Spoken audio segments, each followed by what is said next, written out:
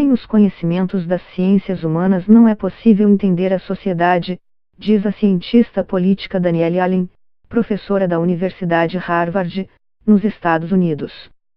O presidente escreveu que a função do governo é respeitar o dinheiro do contribuinte, ensinando para os jovens a leitura, escrita e a fazer conta e depois um ofício que gere renda para a pessoa e bem-estar para a família, que melhore a sociedade em sua volta.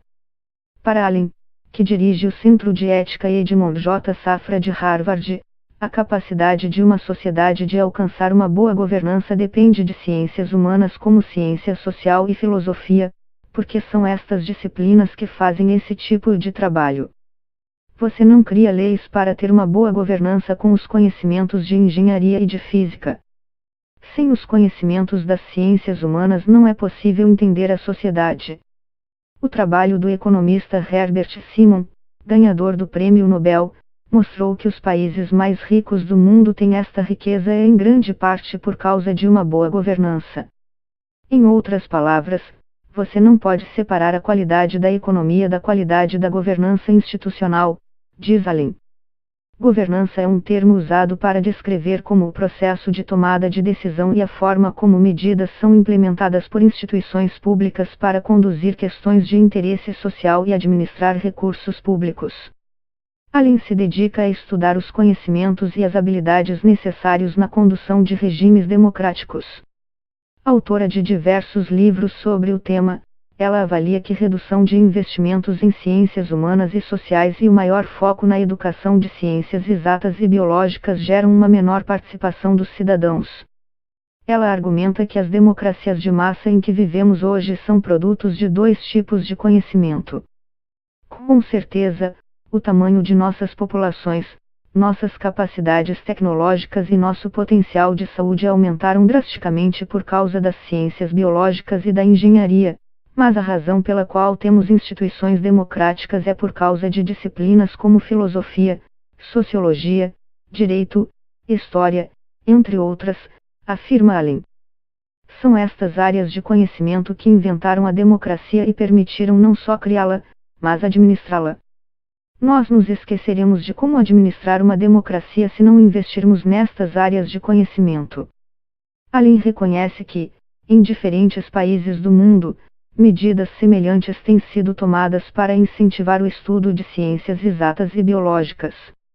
A cientista afirma que isso se deve à visão que ganhou força nas últimas décadas de que o desenvolvimento econômico e a distribuição igualitária dos ganhos de produtividade na sociedade são resultado da disseminação de conhecimentos em tecnologia. Governos estão tão focados nesta questão da combinação de crescimento e a distribuição equitativa de ganhos de produtividade que passaram a adotar essa posição de que precisam fomentar as habilidades em ciências exatas e biológicas. Isso é verdade, mas não podemos fazer isso com um custo de erodir nossa capacidade de ter uma boa governança. Ela argumenta ainda que é possível medir e analisar o retorno dos investimentos em ciências humanas tanto quanto com os resultados gerados por outras áreas de conhecimento, como mostrou o economista Herbert Simon. Boas leis, instituições estáveis e estruturas de governança produtivas aumentam a riqueza de uma sociedade. Todos estes de conhecimentos têm resultados mensuráveis, nós apenas nos esquecemos de medi-los. A cientista destaca ainda que grandes nomes da modernidade que são referência de criatividade nos dias de hoje tiveram uma educação superior baseada em ciências humanas, como, por exemplo, Steve Jobs, fundador da Apple. Disciplinas como filosofia, história e literatura nos levam a questionar o que devemos fazer, quais são os propósitos da humanidade, quais devem ser nossos objetivos, diz Allen. Ao mesmo tempo, diz ela, ciências biológicas e exatas normalmente nos levam a questionar como podemos atingir os objetivos traçados. Você precisa questionar tanto o que devemos fazer quanto como devemos fazer. Você não pode abandonar as disciplinas que ajudam as pessoas a pensar sobre quais são os propósitos humanos. Por isso, ela defende que ciências humanas são tão importantes quanto as ciências exatas e biológicas, não é uma questão de priorizar uma área sobre a outra, você precisa de ambas. São dois campos poderosos e complementares para o bem da humanidade. Além diz ver como lamentável que o acesso a esse tipo de conhecimento possa passar a ser privilégio de ricos.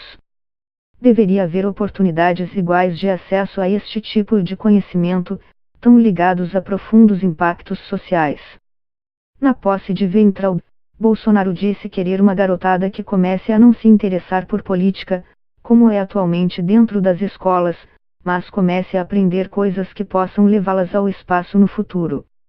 Além diz que, embora não possa comentar sobre as intenções do governo brasileiro sem ter acesso a informações que a permitam fazer algum julgamento, a redução do investimento em ciências humanas mina a capacidade de alguém participar da sociedade enquanto cidadão.